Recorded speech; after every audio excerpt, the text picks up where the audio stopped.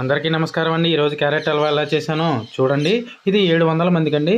ముందుగా 2 కేజీల నెయ్యినైతే వేసుకుని, తరువాత 1 కేజీ డాల్డా అయితే వేసుకుని, కాగిన తరువాత 3 కేజీల జీడిపప్పుని గోల్డ్ కలర్ వచ్చిందాకా వేపుకోవాలి.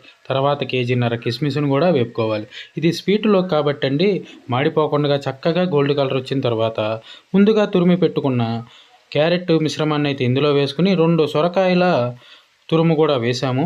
కొంచెం పంచదార 1 లీటర్ పాలైతే పోస్తున్నాం. ఇది ఎందుకంటే మనం తిప్పేటప్పుడు అడుగు పట్టకుండా ఉండడానికి ఇది మాత్రం కంపల్సరీ వేసుకోవాలి, లేకపోతే మాడిపోయి మాడు వాసన వస్తుంది.